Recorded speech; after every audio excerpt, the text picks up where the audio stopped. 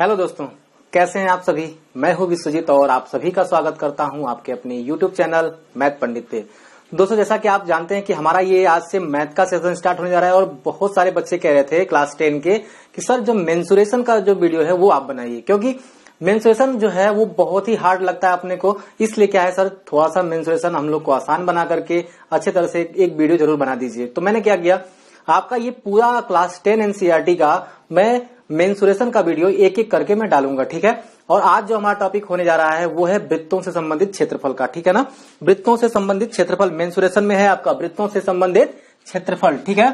देखिए मेंसुरेशन, ठीक ना। मेंसुरेशन में आपका टॉपिक है क्या, वृत्तों से संबंधित क्षेत्रफल। क्या है आपका, वृत्तों से संबंधित, ठीक है ना, संबंधित क्षेत्रफल, ठीक है। चलिए ये आज हम लोग क्या करेंगे, स्टार्ट करने जाएंगे, ठीक है ना। देखिए क्या है कि इस बार जो आपका एग्जाम होने वाला है वो बहुत ही ज्यादा क्या है इस पे डिपेंड करेगा, क्योंकि 30% आपका काट दिया गया है, ठीक है ना। 30% जो सिलेबस कटा है उसकी तो मैं बातें नहीं करूंगा यहाँ पे, लेकिन अगर आपका कटा हो या न कटा हो, चाहे जब भी आप ये वीडियो देखें, ठीक है, ये चीज आपके हाई स्कूल के एग्जाम के पॉइंट ऑफ व्यू से बहुत ज्यादा इंपॉर्टेंट है। इसलिए मैं कहता हूं कि आप इसको जरूर देखिएगा, ठीक है ना। देखिए क्या है, आज के सेशन में मैं पूरा जो है ना सूत्र समझाऊंगा, क्योंकि देखिए क्या है, मेंसुरेशन में अगर आपको सूत्र याद हो गया, सूत्र आप समझ में आ गया, तो मेंसुरेशन कुछ भी नहीं है मेरे भाई, कुछ भी नहीं है मेंसुरेशन। इसलिए मैं कहता हूं सबसे पहला कार्य है सूत्रों पे ध्यान रखना, ठीक है। आइए देखते हैं, पहले सूत्र को बेसिक से समझेंगे पूरा इसको। तो आज पूरा सूत्र देख जाएंगे और आपको मैं गारंटी देख कहता हूं कि आप आज के बाद से मेंसुरेशन में कोई दिक्कत नहीं होगी आपको, ठीक है। अगर आप हमारे चैनल पे नए हैं तो चैनल को फटाफट सब्सक्राइब जरूर करिएगा, ठीक है। देखिए यहाँ पे सबसे पहले क्या है, आपको पता है वृत्त के बारे में, ठीक है। आप 9 में भी वृत्त के बारे में पढ़ चुके हैं, तो और मैं आपको यहाँ पे बताने जा रहा हूँ, ठीक है। मैं ज्यादा वृत्त के डिटेल में नहीं जाऊंगा, जो चीजें आपके मेंसुरेशन में लगने वाली हैं वही चीजें मैं यहाँ पे डिस्कस करूंगा, ठीक है। देखिएगा, वृत्त का केंद्र होता है, बात समझ में आई ना आपको। और आपको पता है कि ये वृत्त का केंद्र है, ये वृत्त की क्या है, इसको कहते हैं क्या, केंद्र, ठीक है ना। इसको कहते हैं क्या, परिधि। क्या कहते हैं बच्चों, परिधि कहते हैं, ठीक है। ये वृत्त का केंद्र है और ये है आपका परिधि। जरा ध्यान दीजिएगा, मैं कहूं अगर मैं इस वृत्त के केंद्र से और इस परिधि को क्या कर दूं, मिला दूं, ठीक है ना। इस वृत्त के केंद्र से इस परिधि को मिला दूं, देखिए जरा, वृत्त के केंद्र से परिधि को मिला दूं, ठीक है ना। वृत्त के केंद्र से परिधि के बीच की जो दूरी होती है उसी को कहते हैं दोस्तों त्रिज्या। क्या कहते हैं, रेडियस, यानी कि त्रिज्या कहते हैं, ठीक है ना। यानी ये वाला चीज क्या है आपका, वो है त्रिज्या है, ठीक है ना। बात समझ में आई, ठीक है। बहुत ज्यादा डीप में नहीं जाना है, आप जो है ना वही चीजें देखिए जो आपके लिए इंपॉर्टेंट है, ठीक है ना। और आप एग्जाम क्रैक करेंगे। देखिए यहाँ पे सबसे पहले ये क्या है आपका, केंद्र है, केंद्र से, ठीक है ना। और ये आपका जो दिख रहा है चारों तरफ वो क्या है, परिधि है, ठीक है। और केंद्र से परिधि की दूरी क्या कहलाती है, त्रिज्या कहलाती है। कोई आपसे पूछे और इसको हम आर से दिखाते हैं ना, आर से दिखाते हैं। क्यों आर से दिखाते हैं, आर से दोस्तों इसलिए दिखाते हैं क्योंकि त्रिज्या को इंग्लिश में बोलते हैं रेडियस, और रेडियस के जो पहला लेटर है आपको आर, आर से ही क्या करते हैं, इसलिए हम इसको डिनोट करते हैं, ठीक है। ये हो गया आपका त्रिज्या। लेकिन जरा देखिएगा, ध्यान दीजिएगा, ये दो चीजें आपको याद हो गई हैं, ठीक है ना। 2-3 चीजें आप जरूर याद रखिएगा। अब मैं क्या करना चाहूंगा ना, जैसे कि मान लीजिए ये एक क्या है, वृत्त है आपका, और वृत्त में ये केंद्र है आपका। और अगर केंद्र से क्या होती है ना, कोई जीवा होकर के जाती है, केंद्र से कोई जीवा होकर के जाती है, तो इसको कहते हैं व्यास, ठीक है ना। तो सबसे पहले ना मैं चाहूंगा कि आप इस व्यास को ना जानिए, लेकिन अगर आप इससे पहले क्या जान लीजिए ना, आप जीवा जानिए, ठीक है ना।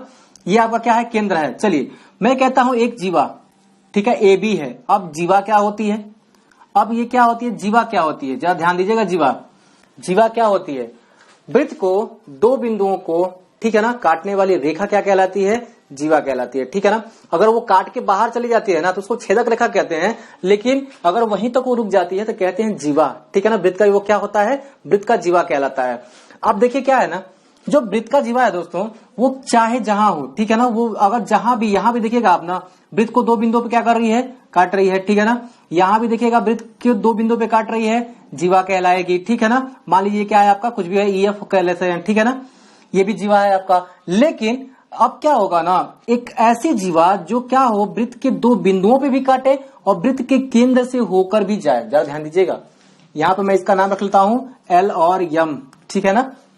यानी कि वृत्त का एक ऐसी जीवा, क्योंकि देखिए 2 बिंदुओं पे काट रही है ना, एक ऐसी जीवा जो क्या हो कि वृत्त के केंद्र से होकर के जाए, वृत्त के केंद्र से होकर के जा रही है ना, अगर वो वृत्त के केंद्र से होकर के जा रही है दोस्तों, तो कहेंगे ये क्या है, ये अब यहाँ पे इसको हम नाम देते हैं व्यास, ठीक है ना। अब यहाँ पे जीवा नाम नहीं देते हैं, अब यहाँ पे कहते हैं दोस्तों यह क्या है, यह जो है यह व्यास है। अब लीजिए यहां से मैं क्या बताऊंगा आपका, अभी मैंने आपको क्या बताया, इसके पीछे त्रिज्या बताया ना, जरा सुनिएगा। व्यास को हम दिखाते हैं दोस्तों डी से। क्यों डी से दिखाते हैं, व्यास का मतलब होता है डायमीटर, ठीक है ना। डायमीटर का मतलब, डायमीटर में जो आपका एक पहला लेटर इंग्लिश का वो आता है डी का, इसलिए हम इसको डी से दिखाते हैं। अब जरा ध्यान दीजिएगा, ध्यान देने वाली बात क्या है, मैंने अभी आपको क्या बताया, इससे पीछे वाले चित्र में मैंने बताया था दोस्तों, केंद्र से परिधि के बीच की दूरी क्या होती है, त्रिज्या होती है। यानी कि यहां से यहां तक की दूरी क्या हो गई, त्रिज्या हो गई आपकी। और लेकिन यहां भी तो केंद्र है और यहां भी तो परिधि है, ठीक है ना। तो केंद्र से परिधि की दूरी तो ये भी हुई ना, तो ये भी हुई, तो ये भी क्या हुई, ये भी तो त्रिज्या हुई दोस्तों। ये भी क्या हुई, ये भी तो त्रिज्या हो गई। यानी देखने को क्या मिला कि देखिए दोस्तों, यहां पे हमने दो आर जोड़ा ना, दो बार क्या कर दिया, आर जोड़ा, यानी आर प्लस आर जोड़ा, तो क्या बना, तब न जाके डी बन रहा है आपका डायमीटर, यानी कि व्यास बन रहा है। कह सकते हैं आर और आर मिलके 2r हो जाएगा, 2r बटा में क्या हो जाएगा, डी हो जाएगा, 2r बटा में डी होगा ना। देखिए जरा यहाँ पे बहुत ही अच्छा लॉजिक आपको बताऊंगा, सारा चीज आपको याद होगा, ज्यादा आपको रटने की जरूरत नहीं पड़ेगी, ठीक है ना। देखिए आप यहाँ पे क्या हुआ, यानी हम कहते हैं ना जो व्यास है वो त्रिज्या का 2 गुना होता है। व्यास त्रिज्या का 2 गुना होता है कि नहीं होता है, होता है ना। चलिए अब होता क्या है, देखिए यहाँ पे, तब इसलिए कह सकते हैं ना कि यहाँ पे हिंदी में अगर आप लिखिएगा ना तो डी को क्या कहेंगे, व्यास कह देंगे, ठीक है ना। डी को व्यास कह देंगे, 2 गुणे क्या हो जाएगा आपका, त्रिज्या, क्या हो जाएगा, त्रिज्या हो जाएगा। अभी क्या है ना, व्यास निकालना होगा तो क्या करते हैं, त्रिज्या अगर निकालना होगा आपका, तो यहाँ पे जरा देखिएगा, अगर आपको यहीं से त्रिज्या निकालनी हो, आर वही रन दीजिएगा, और 2 क्या होगा उस साइड, क्योंकि 2 का इधर गुणा है, ये इधर जाएगा तो क्या होगा, भाग में हो जाएगा ना, इसलिए डी बटा में हो जाएगा 2, यानी कि यहां से आप त्रिज्या भी निकाल सकते हैं, ठीक है ना। देखिएगा यहाँ पे आपको 2 सूत्र मिल चुके हैं, ठीक है ना। इन 2 सूत्रों का यूज आप करेंगे, ठीक है ना, और यही करेंगे, इसी चैप्टर में आप करेंगे, ठीक है ना, एनसीईआरटी में ही। देखिए अब हम चलते हैं जरा सा आगे, ठीक है ना। अब जरा सा आगे चलते हैं, क्योंकि मैंने आपको व्यास में और त्रिज्या में जो अंतर है वो चीज मैंने आपको बता दी, और इनके बीच में जो रिलेशंस है उनको भी मैंने आपको थोड़ा सा आप क्लियर कर दिया, ठीक है ना। तो आप एक बार जरूर इसको ध्यान रखिएगा, आप नोट करते चलिएगा, ठीक है ना। आइए जरा चलते हैं और भी देखते हैं सारा चीज। अब क्या है ना, जैसे हमने जीवाओं की बात की ना दोस्तों, जीवाओं की जब हमने बात की तो क्या हुआ, ये मान लीजिए आपका क्या है, वृत्त है, ठीक है ना। और हमने बात की थी जीवाओं की, ये 2 जीवाएं हैं ए और बी। जीवा क्या होती है मैंने बताया, वृत्त को 2 बिंदुओं पे काटने वाली जो रेखा होती है वो जीवा कहलाती है, ठीक है ना। अब जरा ध्यान दीजिएगा, ये जो जीवा है ना, ये वृत्त को क्या कर दी, ऐसे काटती है, ये वृत्त को क्या कर दी, यूं काट दी ना। लेकिन जब वृत्त को ये क्या करती है, ऐसे काटती दोस्तों, तो क्या होता है, वृत्त जो है 2 भागों में कट जाता है। वृत्त क्या होता है, 2 भागों में कटता है ना, तो हम क्या कहते हैं दोस्तों, हम कहते हैं ना ये क्या है आपका, ये वृत्तखंड हो जाता है। वृत्तों का खंड कर दिया, किसने कर दिया, वृत्तों का खंड, तो इस जीवा ने, ससुरा ने कर दिया, ठीक है ना। यानी कि वृत्त पहले बहुत ही अच्छा खासा था, ये आया ना तो ये क्या कर दिया, ये इसको इधर काट दिया, इसको उधर काट दिया, 2 खंड कर दिए ना। तो कहते हैं ये क्या हो गया, ये वाला खंड और ये वाले खंड, ये वृत्त खंड है, क्या है, वृत्त खंड है। यानी कि क्या हुआ, एक जीवा के द्वारा वृत्त का किया गया खंड क्या कहलाता है, वृत्त खंड कहलाता है, ठीक है ना। क्या कहलाएगा दोस्तों, वृत्त खंड कहलाएगा। जो उसमें छोटा पार्ट होगा दोस्तों उसको कहते हैं क्या, लघु, क्या, लघु वृत्त खंड, लघु वृत्त खंड कह लेंगे। और जो बड़ा वाला पार्ट होगा ना उसको कहते हैं क्या, दीर्घ वृत्त खंड, ठीक है ना, वृत्त खंड, ठीक है ना। क्या हो गया, ये छोटा वाला लघु वृत्त खंड और बड़ा वाला हो गया आपका दीर्घ वृत्त खंड, ठीक है ना। ये कंफर्म हो गया होगा आपका। आइए थोड़ा सा चलते हैं आगे, ठीक है ना। अब देखिए यहीं पे, अब मैं कुछ नहीं इसको ज्यादा मिटाऊंगा नहीं, यहीं पे जरा आप देखिएगा, ठीक है, नॉर्मल सा। अभी हमने वृत्तखंड के बारे में जान लिया कि क्या होता है वृत्तखंड, ठीक है। अब हम देखेंगे त्रिज्यखंड के बारे में, ठीक है ना। किसके बारे में, त्रिज्यखंड के बारे में देखेंगे। तो जरा मैं त्रिज्यखंड के बारे में बताने से पहले इस जीवा को भी मैं मिटा देना चाहता हूं, ठीक है। आप देखिएगा जरा त्रिज्यखंड के बारे में देखिएगा, ये क्या है, ये आपका केंद्र था ना, केंद्र से परिधि की दूरी क्या कहलाती है, केंद्र से परिधि की दूरी त्रिज्या कहलाती है, ठीक है ना। और केंद्र से परिधि की दूरी क्या कहलाएगी दोस्तों, त्रिज्या कहलाएगी। केंद्र क्या था आपका, ओ था। आप जरा देखिएगा, आप केक वगैरह काटते हैं ना, अगर केक को आप बीच से काटिएगा केंद्र से, ठीक है ना, ऐसे यू काटिए पहले और एक बार ये काटिए और निकाल लीजिए और पापा जी को खिला दीजिए, ठीक है ना। अब देखिए क्या है ना, यहां से जैसे आपने क्या किया, एक टुकड़ा निकाला, ठीक है ना, यानी पूरा वृत्त था वृत्त का क्या कर लिया आपने, एक टुकड़ा निकाल लिया, और जो टुकड़ा निकाला वो किस प्रकार से निकाला, वो त्रिज्याओं के द्वारा काट करके निकाला गया, ठीक है ना, त्रिज्याओं के द्वारा काटा गया तब जाके इसको निकाला गया ना, इसलिए कहलाता है त्रिज्य खंड। अभी इससे पहले हमने क्या पढ़ा था, वृत्त खंड था वो, ठीक है ना, ये क्या है, ये है आपका त्रिज्य खंड, ठीक है। देखिए कैसे, और जो ये छोटा वाला भाग है इसको निकाल लीजिएगा, ये भाग पूरा आपका बचेगा ना, तो दो भाग हो गया यहाँ पे।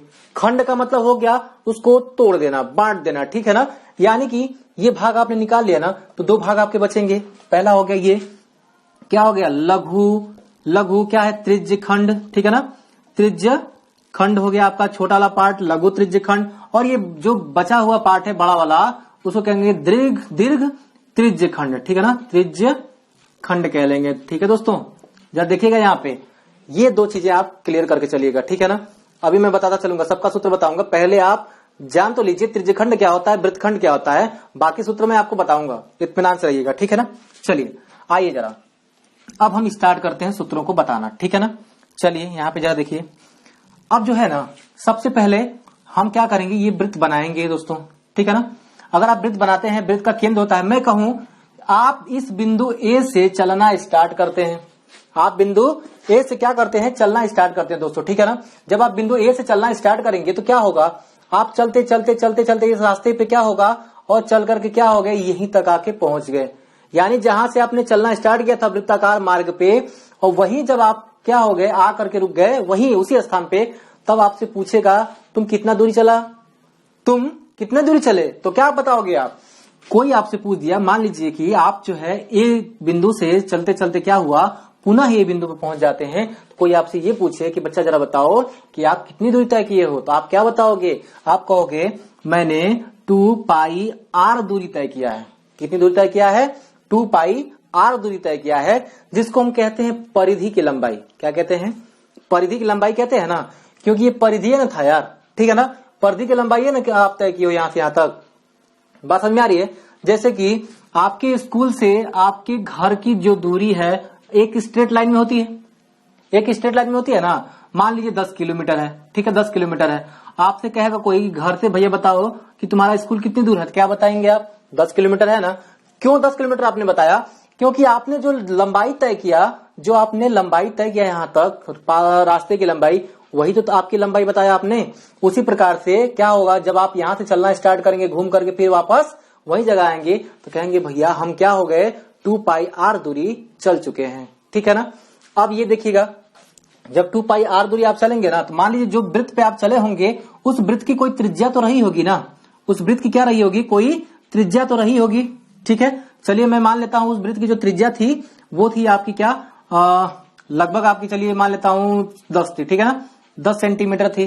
तो आपसे कोई पूछेगा बच्चा बताओ तुमने कितना तय किया दूरी, ठीक है, तो क्या बताओगे आप कि ये क्या, लोग कहते हैं क्या कहते हैं ना, ये परिधि है, क्या कहते हैं, परिधि। लेकिन हमको रटाया जाता है ये क्या है, परिधि है, रटाते हैं ना हम लोग कि रट जाओ ये क्या है, परिधि है, लेकिन कैसे है नहीं पता, बस कुछ नहीं पता है बच्चा, तो बस ये जान जाओ कि यहाँ से ए बिंदु से हमने चला और पुनः जब ए बिंदु पे आ गए तो उसी को कहते हैं क्या, परिधि के द्वारा, जो परिधि की जो लंबाई है वो क्या है, 2 पाई r है। और यहाँ पे r कितना मान दिया है, त्रिज्या कितना दिया, केंद्र से परिधि की दूरी 10 दिया है, इसलिए यहाँ पे 2 और पाई के मान 3.14 गुणे यहाँ पे हो जाएगा 10, 10 गुना के हो गया बालक कितना, 20 हो गया, ठीक है ना, 20 गुणे 3.14, तो आप गुणा करिए, 10 से गुणा करेंगे 10.1 अंक क्या होगा, उधर खसक जाएगा, यानी 2 गुणे 3 31.4 हो जाएगा। फिर 2 से आप क्या करिएगा, गुणा करिएगा, 2 चौके 8, 2 एकम 2, 2 तिहाई 6 हो जाएगा, यानी कि 62.8 सेंटीमीटर क्या होगा, इसकी पूरी लंबाई हो जाएगी, ठीक है ना। क्लियर हुआ कि नहीं हुआ, बहुत ही मजा आएगा इस पूरे चैप्टर को पढ़ने के लिए, बस आप देखते जाइए, ठीक है, पूरा बेसिक मैं क्लियर करूंगा आपका, ठीक है ना। चलिए हम देखते हैं और भी आगे कुछ, ठीक है ना। चलिए अब क्या है, ये तो आप देख लिए, ठीक है ना, ये तो आप देख लिए, लेकिन कोई पूछ दिया कि भैया जरा बताओ वृत्त का क्षेत्रफल कितना है, कोई आपसे पूछ दिया कि बताइए कि वृत्त का क्षेत्रफल कितना है, जो मैं आपसे कह रहा हूं ना सब लिखते जाइएगा, ठीक है ना, जितना भी चीजें हैं, ठीक है। बाकी अगर आपको याद है तो कोई बात नहीं, एक बार आप देख लीजिए आपको याद हो जाएगा, ठीक है। अगर कह दिया कि जरा बताओ, ये हो गया आपका परिधि, सॉरी त्रिज्या, क्योंकि ये केंद्र है आपका O, परिधि है आपका, और ये क्या है, त्रिज्या है, ठीक है। और मान लेता हूं त्रिज्या कितनी है, r है, ठीक है। अगर त्रिज्या r है, r त्रिज्या वाले वृत्त का कोई क्षेत्रफल आपसे पूछेगा बालक, तो क्या बताइएगा, ठीक है ना, आर त्रिज्या वाले वृत्त का कोई क्षेत्रफल पूछ देगा आपका तो कहिएगा कि वृत्त का क्या हो जाएगा, क्षेत्रफल बराबर हो जाएगा वाला कितना, पाई आर स्क्वायर। पूरे वृत्त का क्षेत्रफल कितना हो गया, पाई आर स्क्वायर। यहीं पे आपको याद रखना है, पूरा मेंसुरेशन का मैं बता रहा हूं, यहीं से स्टार्ट होगा। पाई आर स्क्वायर पूरे वृत्त का होगा, लेकिन कौन कह दिया, जरा बताओ, चलो पूरे का मत बताओ, आधा ही का बताओ तुम, ठीक है ना, आधा वृत्त का बताओ, ठीक है ना। आधा वृत्त का क्षेत्रफल क्या होगा, तो क्या करेंगे, अरे पूरा वृत्त का क्षेत्रफल ये था, आधा वृत्त का क्षेत्रफल पूछेगा तो 2 से भाग कर देंगे, और क्या, देखिए यहाँ पे क्या देगा, अर्धवृत्त, क्या कहते हैं इसको, अर्धवृत्त का, ठीक है ना, अर्धवृत्त का क्षेत्रफल आपसे पूछेगा तो बस कुछ नहीं, पूरे क्षेत्रफल का क्या करिएगा, आधा कर दीजिएगा, आ गया ना अर्धवृत्त का क्षेत्रफल, ठीक है। अब क्यों कोई कह देगा कि वृत्त के चतुर्थांश का बताइए, ठीक है ना, चौथे भाग का क्षेत्रफल बताइए, ठीक है ना। चतुर्थांश का मतलब क्या हुआ, ये वाला पार्ट, इस वाले पार्ट का, ठीक है ना। सबको क्या कर दीजिए, सबको यहां से मिटा दीजिए। अब देखिए यहाँ पे जरा देखिए, बहुत ही लॉजिक क्लियर है यहाँ पे, ठीक है ना। यहाँ पे मैंने सबको मिटा दिया, ठीक है ना। ये क्या है, ये वृत्त का चतुर्थांशी तो है यार दोस्तों, ठीक है ना। ये क्या है, ये वृत्त का चतुर्थांशी है, ठीक है, यहां तक। अब क्या होगा, इसका क्षेत्रफल अगर पूछेगा, जरा बताइए वृत्त का कौन सा हिस्सा है, चौथा हिस्सा है ना, तुम क्या कह देंगे, यानी कि वृत्त के चतुर्थांश, ठीक है ना, वृत्त के क्या है, चतुर्थांश चतुर्थांश का क्षेत्रफल कितना हो जाएगा, ये हो जाएगा पाई आर स्क्वायर बटा में 4, क्योंकि चौथा भाग है ना, तो इसलिए कह देंगे बटा में 4। बस कुछ नहीं, ये सूत्र आप जरूर याद करिएगा, अभी आपका काम पड़ेगा इसमें, ठीक है, बहुत इंपॉर्टेंट क्वेश्चन है इसके अंदर, ठीक है ना। चलिए हम देखते हैं आगे जरा, ठीक है ना, मैं इसको मिटा देता हूं, ठीक है ना। आइए देखते हैं आगे, अब बात करते हैं त्रिज्य खंड के बारे में, ठीक है ना, त्रिज्य खंड के बारे में बात करते हैं, ठीक है। अगर जैसे मान लीजिए मैंने त्रिज्य खंड के बारे में आपको अवगत करा दिया अभी, ठीक है ना। अब देखिए यहाँ पे क्या है ना, केंद्र है आपका, और ये है बच्चों आपका त्रिज्या, ठीक है ना। और त्रिज्याओं के द्वारा किया गया ये खंड है जिसको कहते हैं त्रिज्य खंड। क्या कहते हैं, त्रिज्य खंड कहते हैं ना। जरा एक बात बताइएगा, जब ये दो त्रिज्याएं आपस में मिल करके एक वृत्त का 2 खंड किए ना, एक ये खंड और एक ये पूरा खंड, ठीक है ना, 2 खंड किए है ना, तो इनके अगर देखिए जरा बताइए, इनके बीच का कोण अगर क्या हो, थीटा हो, क्या हो, बीच का कोण थीटा हो, यहाँ पे ये आर हो। अब देखिएगा ये पूरे वृत्त का क्या है, ये खंड किया इन्होंने, किया ना, तो इसका क्षेत्रफल क्या है, ये पूरे भाग का क्षेत्रफल क्या है। अगर इस पूरे भाग का क्षेत्रफल पूछेगा तो आपको ये वाला कोण लेना पड़ेगा, ये वाला कोण लेना पड़ेगा आपको, ठीक है ना। तो क्या है, आपसे कोई पूछेगा कि भैया जरा बताइए त्रिज्य खंड का, ठीक है ना, त्रिज्य खंड का क्षेत्रफल, ठीक है ना, त्रिज्य खंड का क्षेत्रफल क्या होगा बालक, तो जरा बताइए क्या होगा, थीटा बटा में 360 गुणे पाई आर स्क्वायर, क्या होगा, थीटा बटा में 360 पाई आर स्क्वायर, ठीक है ना, थीटा बटा में 360 पाई आर स्क्वायर। आप याद रखिएगा ये क्या है, ये त्रिज्य खंड का क्षेत्रफल है, ठीक है ना। अगर आपसे ये वाला त्रिज्य खंड पूछ रहा होगा तो आप इस कोण का इस्तेमाल करिएगा, अगर आपसे लघु त्रिज्य खंड का पूछ रहा होगा तो आपको ये वाला इस्तेमाल करना है, ठीक है ना। बात समझ में आई, लेकिन ये याद रखिएगा, इस चीज को आप भूलिएगा मत, ठीक है ना। देखिए अब यहाँ पे क्या है, यही चीज आपसे क्या कहता ना कि जरा बताइए वृत्तखंड का क्षेत्रफल आपसे पूछ लेता, जरा बताइए वृत्तखंड, तो वृत्तखंड किससे होता है, जीवाओं द्वारा ना वृत्त का खंड होता है। ये मान लीजिए ए है और ये मान लीजिए बी है, ये जीवा क्या करती है, वृत्तखंड कर देती है ना, वृत्तों का 2 भागों में बांट देती है। तो यहाँ भी आपको इसी त्रिज्य खंड से ही क्या होगा, यहाँ पे मान मिल जाएगा। कैसे मान मिलेगा, जरा देखिएगा, अगर मैं इस पूरे त्रिज्य खंड के क्षेत्रफल में, जरा देखिएगा, आपका वृत्तखंड और त्रिज्य खंड जीवाओं द्वारा वृत्त का जो खंड किया जाता है उसको कहते हैं वृत्तखंड, और त्रिज्याओं द्वारा जो वृत्त का खंड किया जाता है उसको कहते हैं त्रिज्य खंड, ठीक है ना। तो वृत्तखंड यानी ये वाला भाग और पूरा ये वाला भाग, तो क्या होगा, तो जानिएगा एक बात कि पूरे त्रिज्य खंड का क्या है ना, पूरे त्रिज्य खंड का ये सारा आप क्षेत्रफल निकाल लीजिएगा। पूरे त्रिज्य खंड के क्षेत्रफल में से अगर मैं इस त्रिभुज का क्षेत्रफल निकाल दूं, ओ ए बी त्रिभुज का क्षेत्रफल में निकाल दूं, तो यही ना बचेगा आपका, बचेगा कि नहीं बचेगा, यही क्या बचेगा आपका, लघु वृत्त खंड का क्षेत्रफल बचेगा। इसके लिए बहुत ही कंसेप्चुअल फॉर्म है, बस यहाँ पे निकालिएगा। कैसे, अगर आपसे पूछ दे कि वृत्त खंड का क्षेत्रफल बराबर क्या होगा, तो क्या होगा, पूरे त्रिज्य खंड का क्षेत्रफल, ठीक है ना, त्रिज्य खंड का क्षेत्रफल, ठीक है, यानी कि थीटा बटा में 360 पाई आर स्क्वायर, ठीक है, माइनस त्रिभुज का क्षेत्रफल, त्रिभुज का क्षेत्रफल बोले तो क्या होगा आपका, ये हो जाएगा ओ ए बी, ठीक है ना, ओ ए बी। अगर आप घटा देंगे तो वृत्तखंड का क्षेत्रफल ये क्या होगा आपका, ये वाला निकल करके आ जाएगा, ठीक है ना, आ जाएगा निकल के।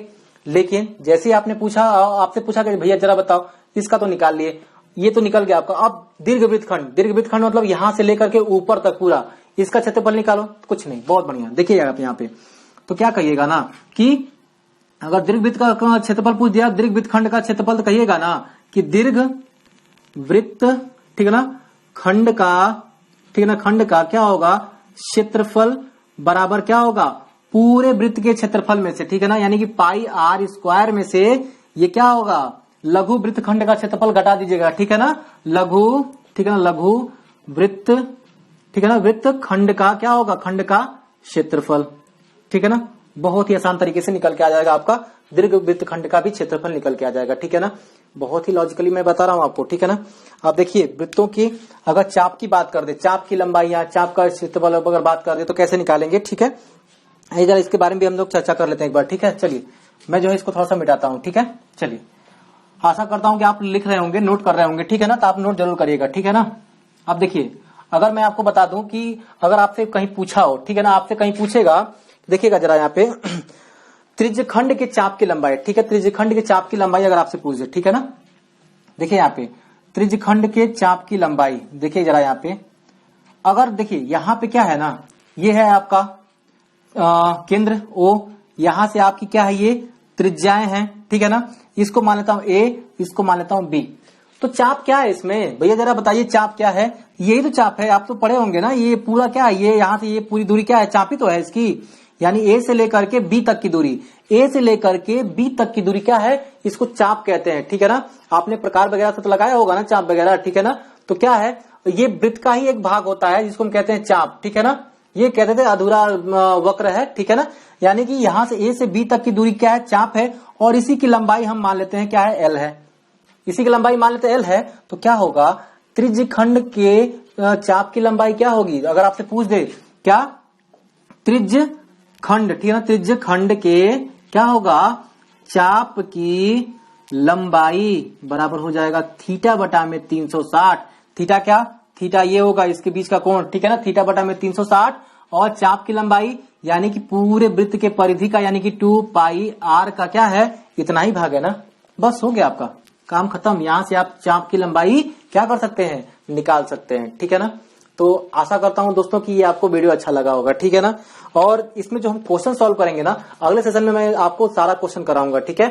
पहले आप इस पूरे सेशन को देखिएगा, समझिएगा, अच्छे से सारा सूत्र देखिएगा एक बार, ठीक है ना। उसके बाद हम जब भी स्टार्ट करेंगे अगला सेशन, वो पूरा चैप्टर हम खत्म करेंगे, एक एक करके आपका एनसीईआरटी का मैं आपका एक एक क्वेश्चन बताऊंगा, ठीक है ना। तो आज के लिए इतना ही, जय हिंद।